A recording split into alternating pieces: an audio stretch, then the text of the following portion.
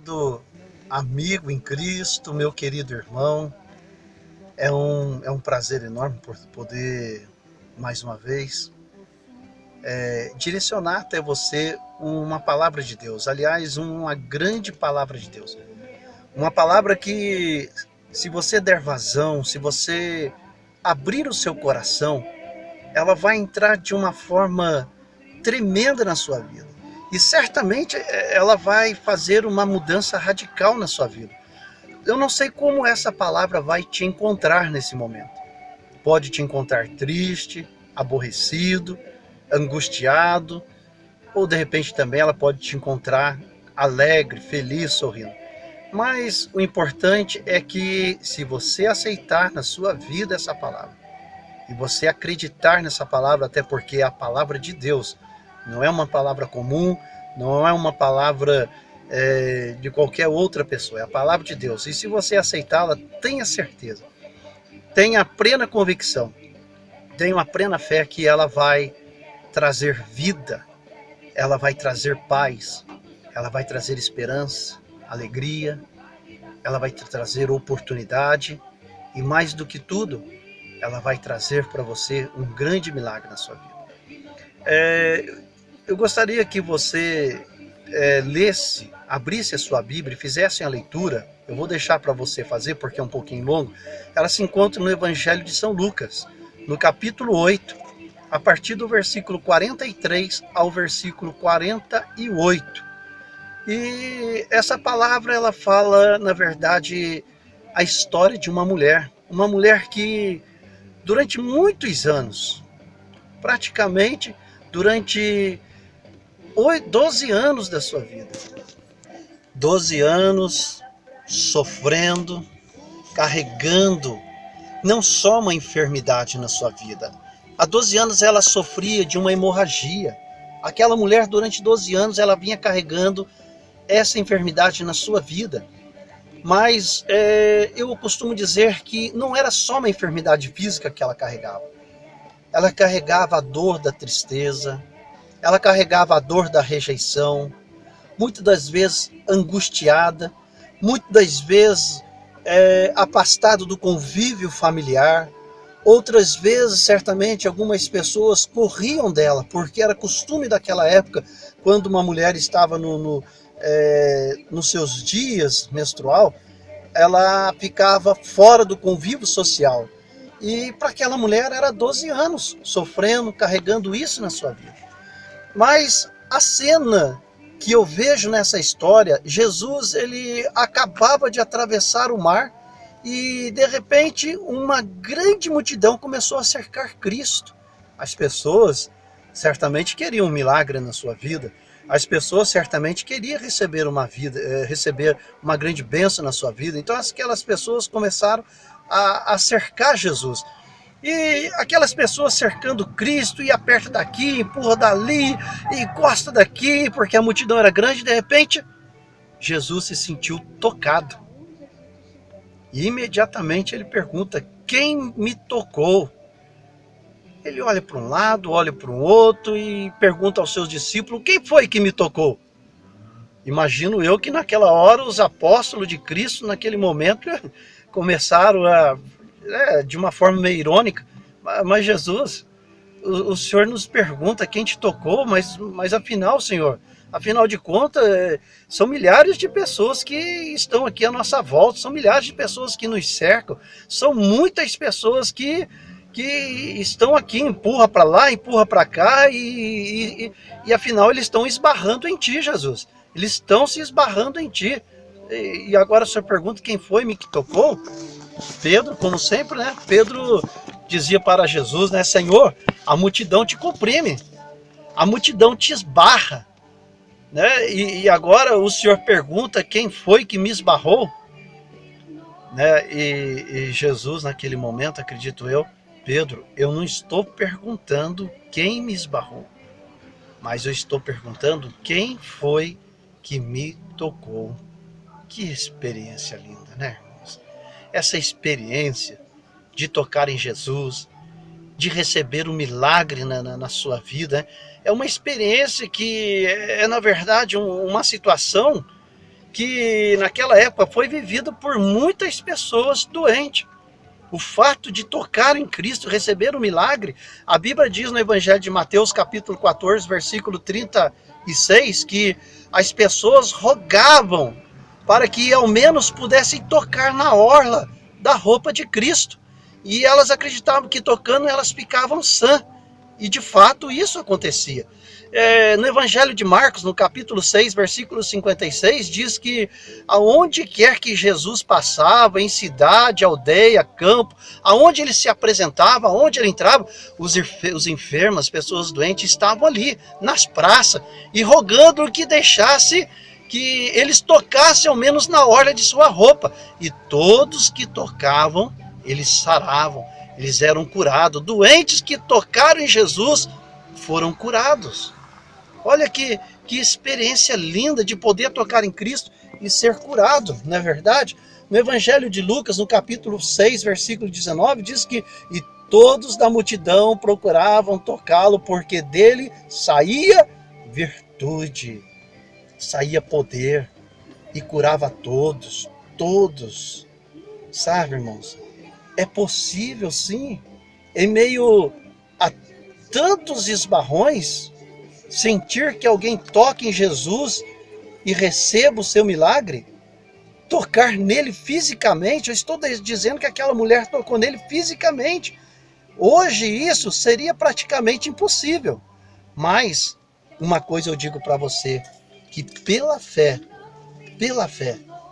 saiba de uma coisa, você pode tocar em Jesus. Você pode tocar em Jesus. A Bíblia diz no Evangelho de João, no capítulo 20, versículo 24 ao versículo 29, se eu não tocar em suas mãos, preste atenção, o que esse texto diz?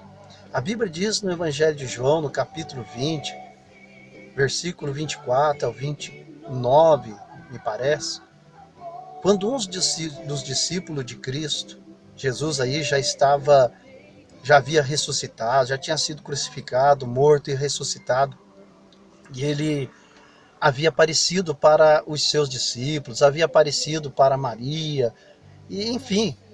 E quando comunicaram a Tomé que Jesus havia ressuscitado, olha o que ele vai dizer: se eu não tocar em suas mãos furadas e em seu coração transpassado, eu não acreditarei. Olha só. Será que nós somos os que tocam ou somos a multidão que comprime, que esbarra? Sabe qual é a diferença entre esbarrar e tocar? Esbarrar é entrar em contato com alguém de forma acidental, não planejada. Quando você está trafegando numa rua, por exemplo, em São Paulo, ou qualquer calçadão que você passe, você vai às compras, principalmente nessa época do ano de Natal, fim de ano, a multidão é grande e ali você se sente comprimida, empurra daqui, empurra dali e acidentalmente você acaba tendo esse contato físico com uma pessoa daqui, outro dali. Isso é esbarrar. Esbarrar é entrar em contato com alguém de forma acidental, de forma não planejada. E já pensou se aquela mulher então esbarrasse em Jesus? Ela simplesmente esbarrasse, eu vou passar por ele e vou dar um esbarrão nele. Ela não receberia o seu milagre. Ela não receberia. Em segundo lugar, esbarramos em Jesus quando nós nos relacionamos com ele de forma superficial. Aos olhos, ao lado espiritual, eu vejo assim, que nós esbarramos em Cristo quando nós nos relacionamos com Jesus, com ele, de forma superficial, ou seja, impensada. Impensada. Lá no livro do profeta Isaías, capítulo 29, versículo 13, diz assim: eu, o Senhor, digo, visto que este povo se aproxima de mim e com sua boca e com seus lábios me honra, mas o seu coração está longe de mim e o seu temos para comigo consiste só em mandamentos de homem. Isso é verdade, irmão. Nós esbarramos em Cristo quando nós estamos simplesmente nos relacionando com ele de forma superficial, sabe? Esse relacionamento superficial, onde não há esse contato espiritual, aonde não há esse amor, aonde não há esse sentimento. Isso é esbarrar em Cristo. Esbarramos em Jesus, sabe como? Quando nós colocamos adesivo no nosso carro, mas nada se apega ao nosso coração. Nós colocamos adesivo no nosso carro a serviço do Rei Jesus. Aí quando tá chovendo, eu quero ir embora logo só para não dar carona. Só para não levar o irmãozinho, a irmãzinha, não ter que ficar levando ninguém, dando carona para ninguém. Mas que serviço é esse do Rei Jesus? Então eu estou esbarrando em Jesus. Nós esbarramos em Jesus, sabe quando? Quando nós vamos à igreja, mas nós não assumimos nenhum compromisso. Eu vou à igreja por obrigação. Eu vou à igreja para louvar a Cristo somente com a minha boca, com meus lábios, mas meu coração está lá. Está lá em casa, está lá em outro lugar. Eu vou à igreja, mas eu não quero nenhum compromisso. Quando o pastor precisa, quando é lançado um desafio, não, isso aí não é para mim. Sabe quando que nós esbarramos em Jesus?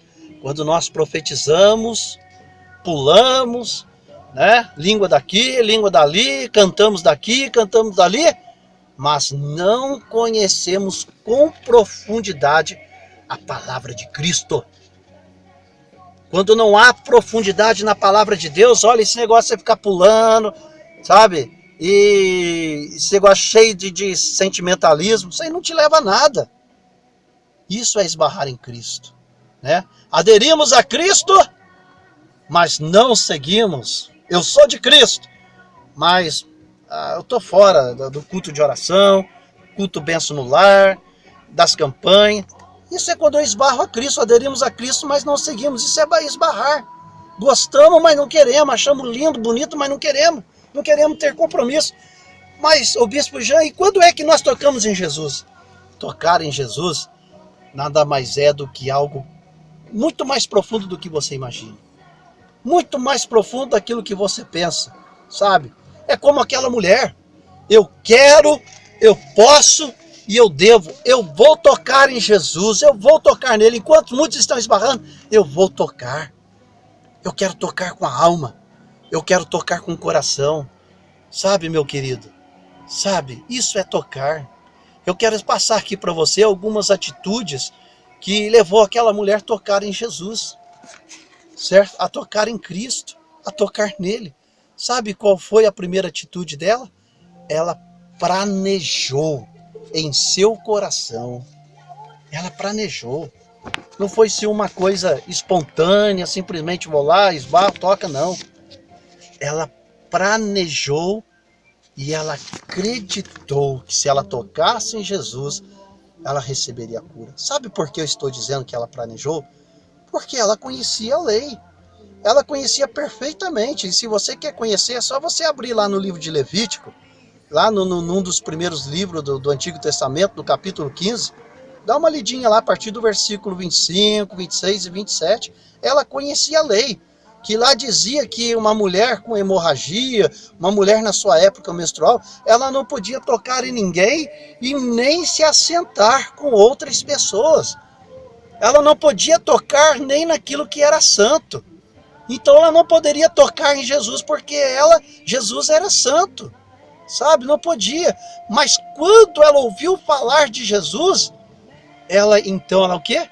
Ela planejou. Se eu tão somente eu tocar, né? Ela pensou, ela planejou. Se eu tão somente tocar, eu vou ser curado. E assim ela o fez, sabe? Ela tocou em Jesus. E você pode tocar em Jesus, sabe por quê? Porque hoje tocar em Jesus envolve fé. Aquela mulher, ela foi envolvida pela fé, meu irmão. É pela fé. Ué, as outras pessoas esbarravam, tocavam, punham a mão, empurravam daqui e nada recebia. Mas aquela mulher, ela foi envolvida pela fé. Pela fé. Apenas um toque, já ouviu esse hino? Apenas um toque, apenas um toque. Pelo toque, irmão, mas pela fé, sabe? Outro lugar é que tocar em Jesus também envolve compromisso. Jesus diz assim, né? Quem me tocou? Jesus faz questão de saber. Jesus fez questão de saber quem foi que lhe tocara. E a verdade é que Jesus hoje também, sabe? Ele quer fazer para você como ele fez para aquela mulher. Ele quer te tirar do meio da multidão. Aquela mulher, então, naquele momento, Jesus, com aquela atitude de decretar aquele milagre na vida dela, ele tira ela do meio da multidão, ele tira ela do desconhecido, e agora ela é reconhecida por Cristo, por Deus. É isso que ele quer fazer na sua vida. Tocar em Jesus envolve compromisso. Quem toca em Jesus, com certeza, pela fé, com atitude de compromisso, a sua vida é mudada. Há uma multidão que esbarra em Jesus. Há uma multidão que está sempre se esbarrando nele, mas não querem ter compromisso com ele de forma alguma. Olha só, meu irmão, muitas igrejas hoje estão cheias, estão abarrotadas, pessoas que não têm nem aonde colocar mais, mas muitas delas não querem compromisso com Cristo. É verdade, não querem. As igrejas estão superlotadas, mas a grande parte delas não querem ter compromisso com Ele.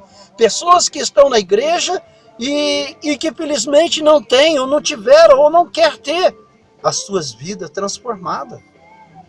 Pessoas que pulam, que cantam, que oram, mas que são ovelhas desobedientes, desobedece o pastor, desobedece a sua liderança, sabe? Eu estou dizendo de pessoas que na verdade não querem ter compromisso de forma alguma.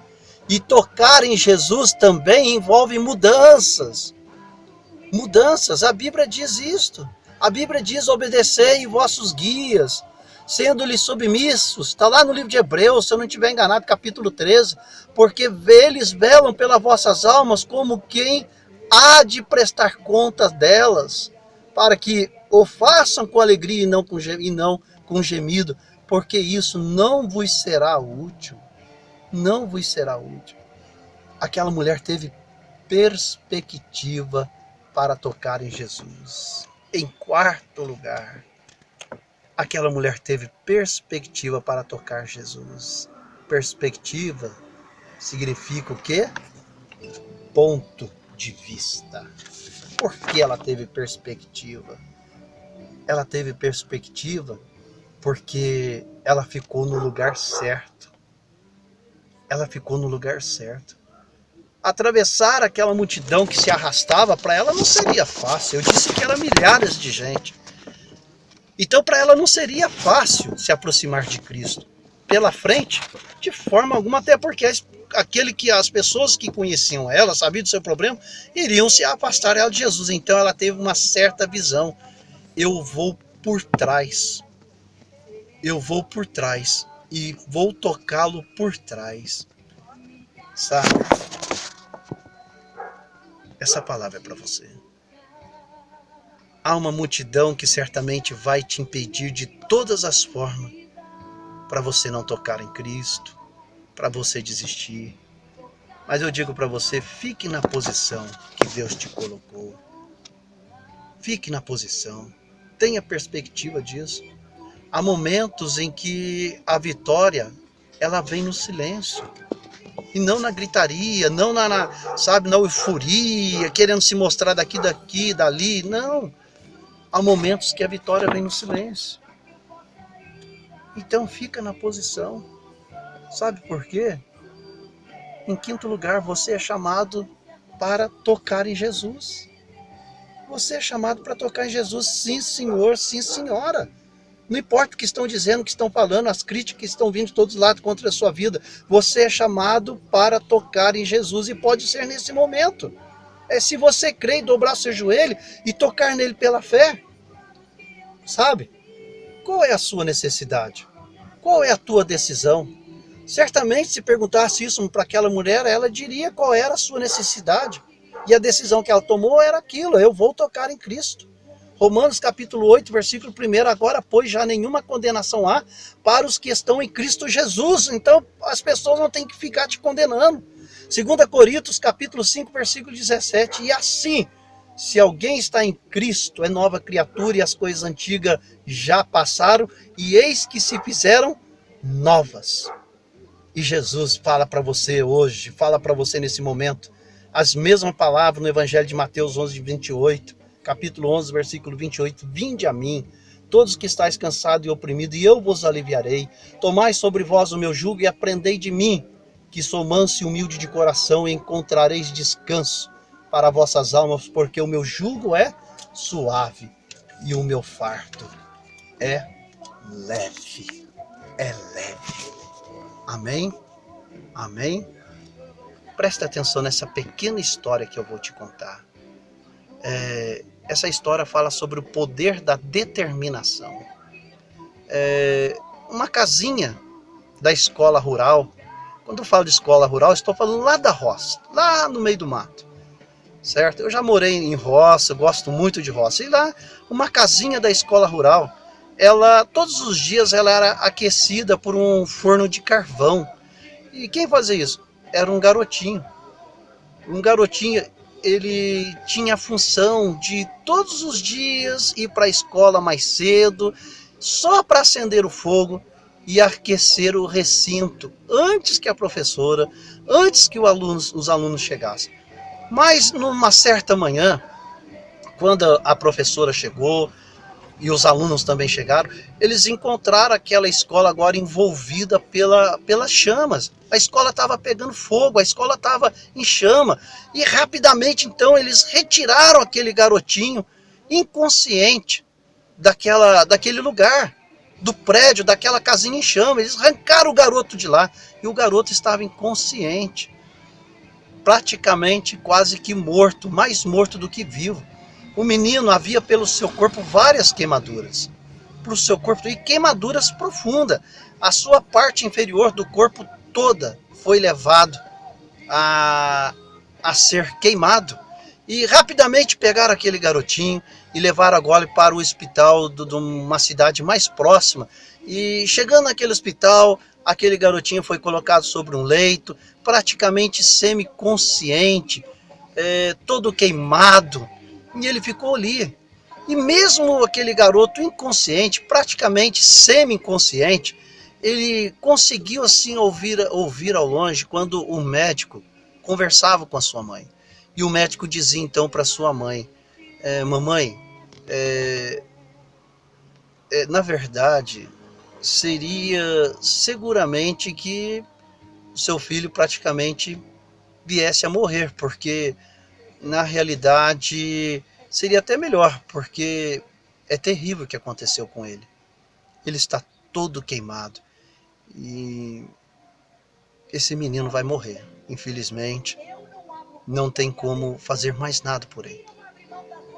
Mas porém, irmãos, aquele garoto, aquele bravo menino, aquele bravo garoto, ele ouvindo aquilo, ele assentou no seu coração: eu não vou morrer. Eu não quero morrer. E ele se convenceu de que iria sobreviver. Bom, de alguma maneira, para a surpresa do médico, realmente aquele garoto sobreviveu. Que benção. De alguma maneira, para a surpresa daquele médico, aquele garoto começou a reagir e ele sobreviveu. Quando então já passou o risco de morte, quando já não havia mais nenhum risco de morte sobre a vida daquele garoto, ele ouviu o médico falando, sussurrando para sua mãe bem baixinho: mãe, eu quero te informar que o fogo destruiu todos os músculos do seu filho. A parte inferior do seu corpo foi praticamente todo destruído. Quase que, na verdade, teria sido melhor que ele havia morrido. Mas eu quero dizer à senhora que, infelizmente, o filho da senhora está condenado a ser eternamente inválido. Ele não vai mais fazer uso algum dos seus membros inferiores, ou seja, das suas pernas. Ele não vai poder mais andar. Não tem como ele andar. Ele está condenado a viver eternamente numa cadeira de roda. E aquele garoto, mais uma vez, aquele bravo menino, ele tomou uma decisão. Ele disse consigo: eu não vou ser inválido.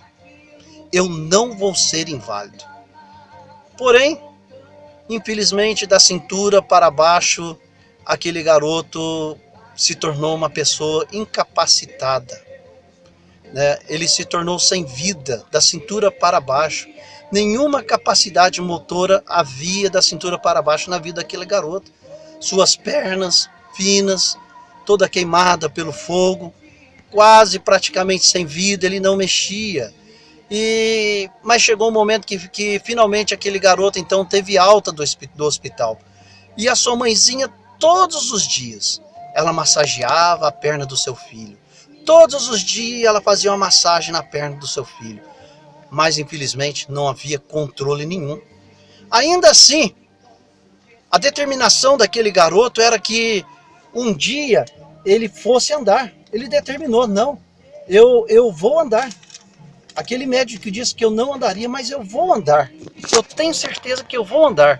E quando aquele garoto se encontrava na cama, a mãe então resolveu tirar ele da cama, colocou numa cadeira de roda, e num dia tão bonito, ensolarado, aquela mãe então resolveu dar um passeio com o menino.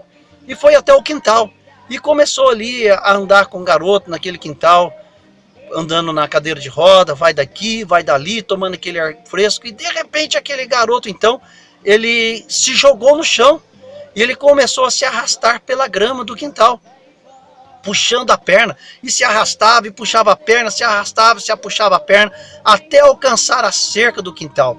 E encontrando a cerca do quintal, ele se apoiou numa das estacas, que ali limitava o terreno. E com grande esforço agora, aquele garoto se levantou, e se apoiando na cerca, ele ia se arrastando, e assim era todos os dias. Todos os dias a mãe levava ele, colocava na cadeira de roda, levava até o quintal, e aquele garoto ia se arrastando até alcançar a estaca de uma cerca.